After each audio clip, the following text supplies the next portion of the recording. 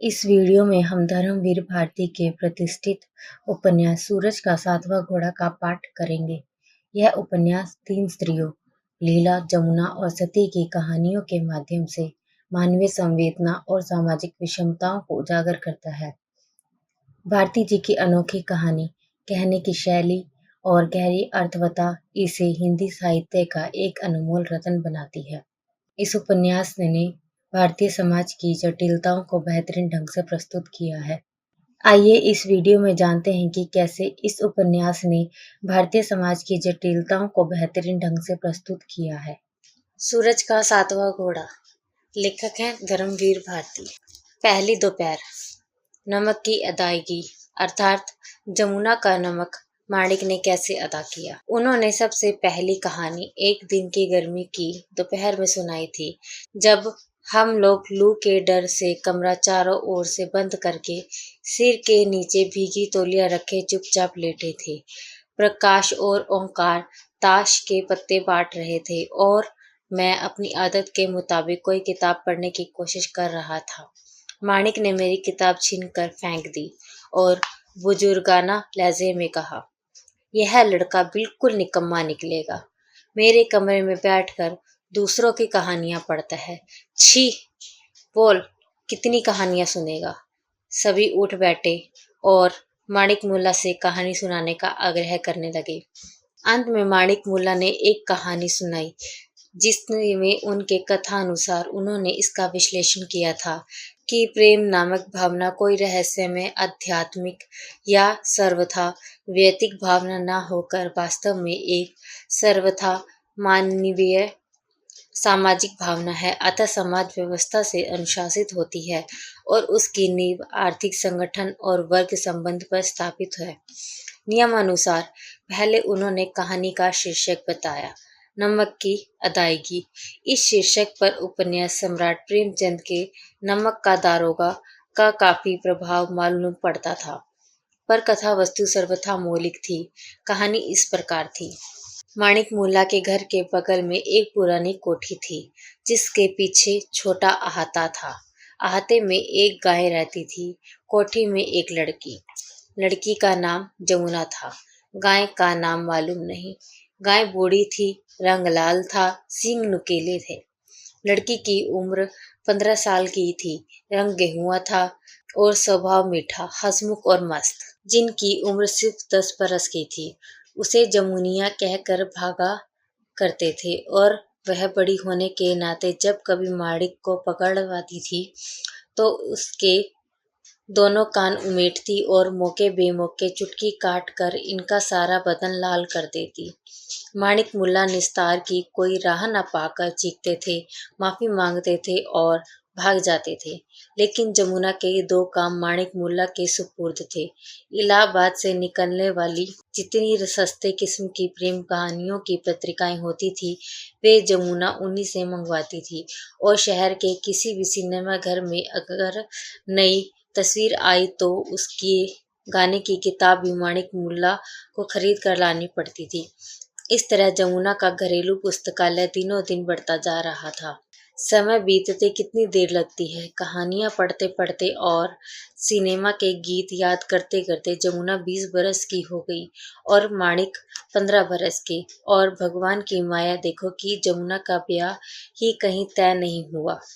वैसे बात चली, पास ही रहने वाले महेश्वर दलाल के लड़के तन्ना के बारे में सारा मोहल्ला कहा करता था कि जमुना का ब्याह इसी से होगा, क्योंकि तन्ना और जमुना में बहुत पटती थी। तन्ना जमुना की बिरादरी का भी था, हालांकि कुछ नीचे गोद का था।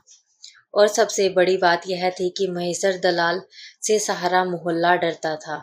महेश्वर बहुत ही झगड़ालू, घमंडी और लंपट था। तन्ना उतना ही सीधा, विनम्र और सचित्र, और सारा मोहल्ला उसकी तारीफ करता था। लेकिन जैसा पहले कहा जा चुका है कि तन्ना थोड़े नीच गोद का था और जमुना का खानदान सारी बिरादरी में खरे और ऊंचे होने के लिए प्रख्यात था। अतः जमुना की मां की राय नहीं पड़ी। चूंकि जमुना के पिता बैंक में साधारण क्लर्क मात्र थे और तनख्वाह से क्या आता जाता था, तीज त्योहार, मुंडन, देवकाज में हर साल जमा रकम खर्च करनी पड़ती थी। अतः जैसा हर मध्यम श्रेणी के कुटुंब में पिछली लड़ाई में हुआ था। बहुत जल्दी सारा जमा रुपया खर्च हो गया और शादी के लिए कानी कौड़ी भी नहीं बची। और बेचारी जमुना तना से बातचीत टूट जाने के बाद खूब रोई। फिर आंसू पोंछे, फिर सिनेमा के नए गीत याद किए और इस तरह से होते होते एक दिन 20 की उम्र को भी पार कर गई। और माणिक का यह हाल कि ज्यों ज्यों जमुना बढ़ती जाए त्यों त्यों वह इधर उधर दुबली मोटी होती जाए।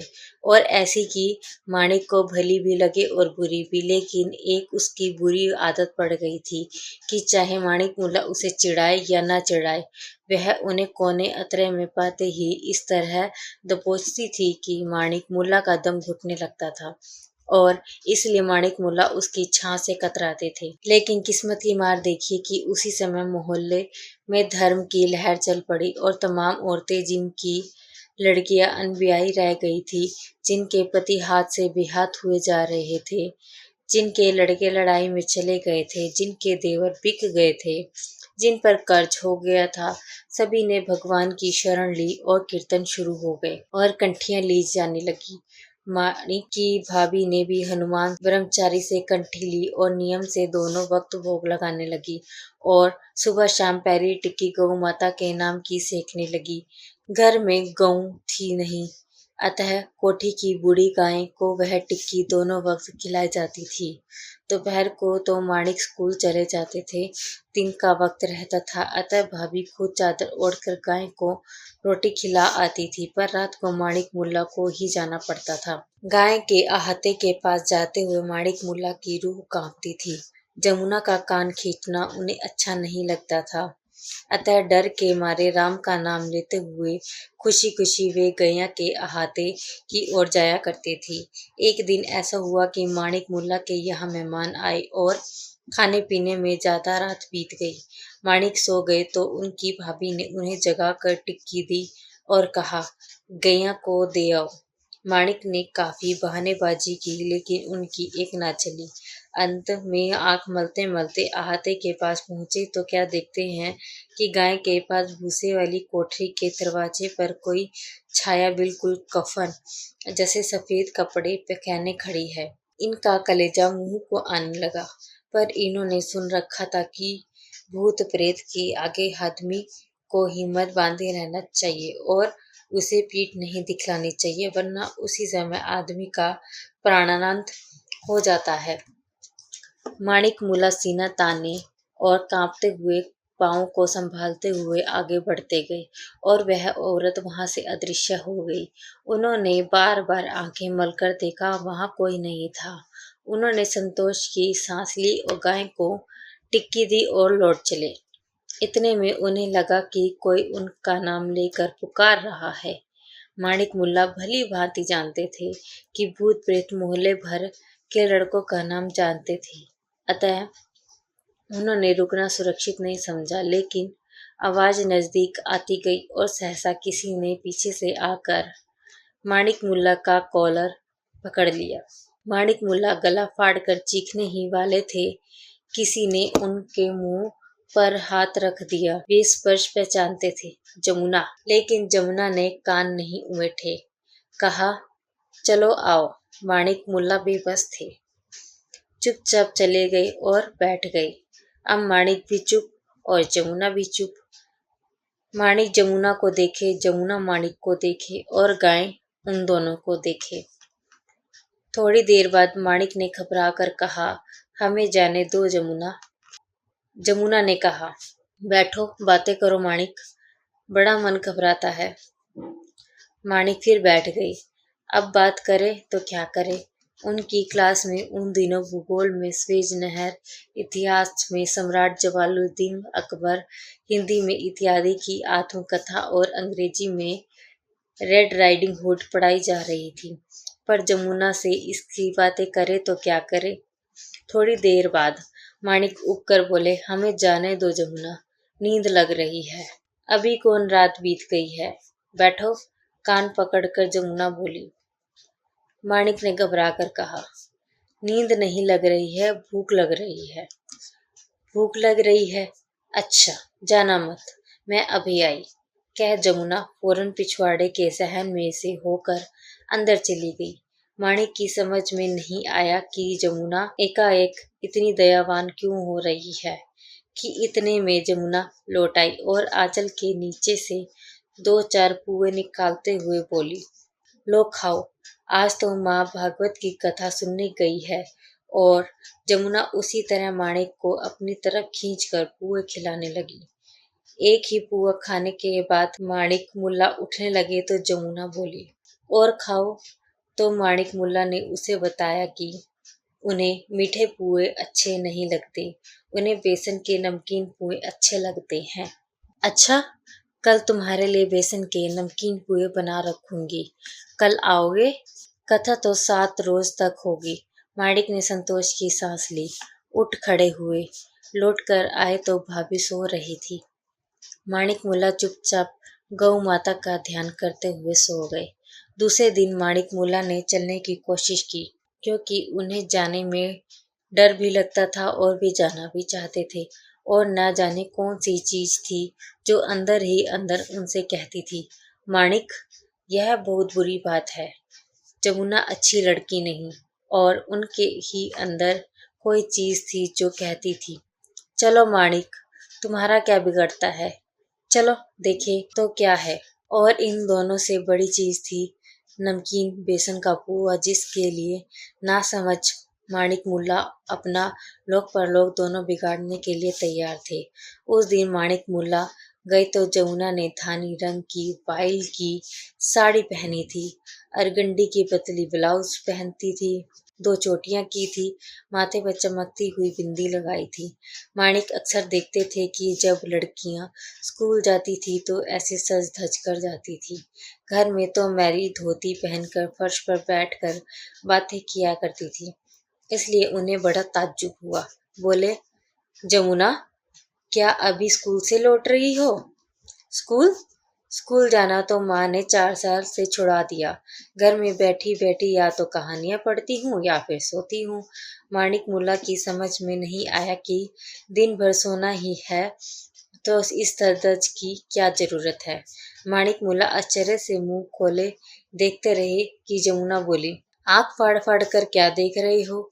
असली जर्मनी की अरगंडी है, चाचा कलकत्ते से लाए थे, ब्याह के लिए रखी थी, ये देखो छोटे छोटे फूल भी बने हैं। माणिक मुल्ला को बहुत आश्चर्य हुआ उस अरगंडी को छूकर जो कलकत्ते से आई थी, असली जर्मनी की थी और जिस पर छोटे छोटे फूल बने थे।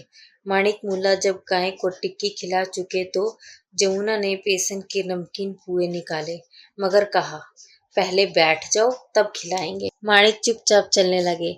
जमुना ने छोटी सी बैटरी जला दी, पर माणिक मारे डर के कांप रहे थे। उन्हें हर क्षण यही लगता था कि भूसे में से अब सांप निकला, अब बिच्छू निकला, अब कातर निकली। रूंधते गले से बोले, हम खाएंगे नहीं, हमें जाने दो। जमुना बोली, कैथे की चटनी भी है। अब माणिक मुल्ला मजबूर हो गए। कैथा उन्हें विशेष प्रिय था। अंत में सांप बिच्छू के भय का निरोध करके किसी तरह वे बैठ गए। फिर वही आलम की जमुना को माणिक चुपचाप देखे और माणिक को जमुना, और गाय इन दोनों को। जमुना बोली, कुछ बात करो माणिक। जमुना चाहती थी कि माणिक उसके कपड़े के बारे में बातें करे, पर जब माणिक नहीं समझे तो वह खुद बोली, माणिक, यह कपड़ा अच्छा है, बहुत अच्छा है जमुना। माणिक बोले, पर देखो, तन्ना है ना, वही अपना तन्ना। उसी के साथ जब बातचीत चल रही थी तभी चाचा कलकत्ते से ये सब कपड़े लाए थे। 500 रुपए के कपड़े थे। पंचम बनिया से एक सेट गिरवी रख के कपड़े लाए थे। फिर बात टूट गई। अभी तो मैं उसी के यहाँ गई थी, अकेले मन घबराता है, लेकिन अब तो तन्ना भी बात नहीं करता, इसलिए कपड़े बदले थे। बात क्यों टूट गई जमुना? अरे, तन्ना बहुत डरपोक है, मैंने तो माँ को राजी कर लिया था, पर तन्ना को महेश्वर दलाल ने बहुत डांटा। तब से तन्ना डर गया और अब तो तन्ना ठीक से बोलता भी नहीं। माणिक ने कुछ जवाब नहीं दिया तो फिर जमुना बोली, असल में तन्ना बुरा नहीं है, पर महेश्वर दलाल बहुत कमीना आदमी है, और जब से तन्ना की माँ मर गई तब से तन्ना बहुत दुखी रहता है। फिर सहसा जमुना ने स्वर बदल दिया और बोली, लेकिन फिर तन्ना ने मुझे आशा में क्यों रखा? माणिक, अब ना मुझे खाना अच्छा लगता है न पीना। स्कूल जाना छूट गया। दिन भर रोते रोते बीतता है। हाँ माणिक। और उसके बाद वह चुपचाप बैठ गई। माणिक बोले, तन्ना बहुत डरपोक था। उसने बड़ी गलती की। तो जमुना बोली, दुनिया में यही होता आया है। और उदाहरण स्वरूप उसने कई कहानियां सुनाई जो उसने पढ़ी थी या चित्रपट पर देखी थी। माणिक उठे तो जमुना ने पूछा कि रोज आओगे ना? माणिक माणिक ने आनाकानी की तो जमुना बोली, देखो माणिक, तुमने नमक खाया है और नमक खाकर जो अदा नहीं करता उस पर बहुत पाप पड़ता है, क्योंकि ऊपर भगवान देखता है और सब वही में तर्ज करता है। माणिक विवश हो गए और उन्हें रोज जाना पड़ा और जमुना उन्हें बिठाकर रोज तन्ना की बातें करती रही। फिर क्या हुआ?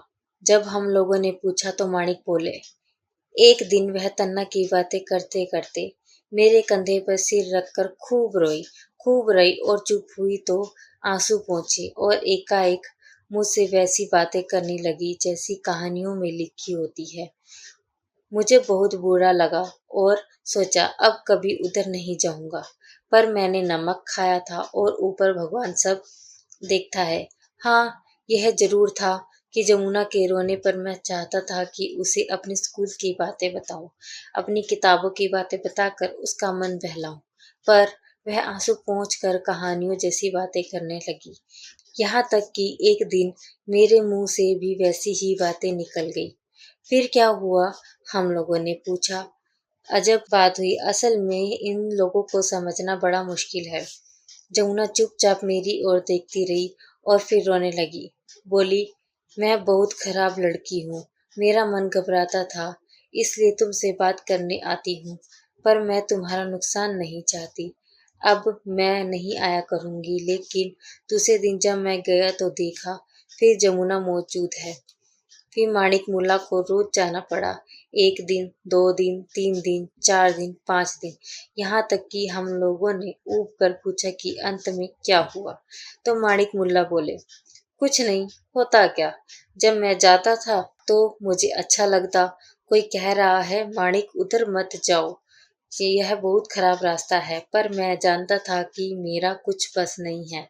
और धीरे धीरे मैंने देखा कि ना मैं वहां जाए बिना रह सकता था और ना जमुना आए बिना।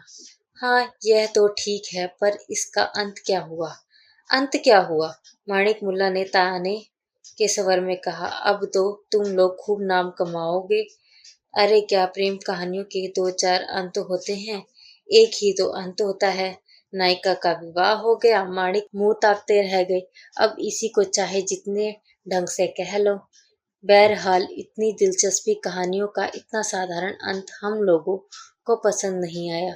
फिर भी प्रकाश ने पूछा, लेकिन इससे यह कहाँ साबित हुआ कि प्रेम भावना की नींव आर्थिक संबंधों पर है और वर्ग संघर्ष उसे प्रभावित करता है?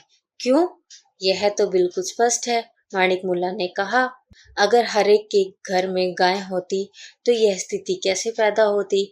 संपत्ति की विषमता ही इस प्रेम का मूल कारण है। न उनके घर गाय होती, ना मैं उनके वहां जाता, ना नमक खाता, ना नमक अदा करना पड़ता। लेकिन फिर इससे सामाजिक कल्याण के लिए क्या निष्कर्ष निकलता? हम लोगों ने पूछा।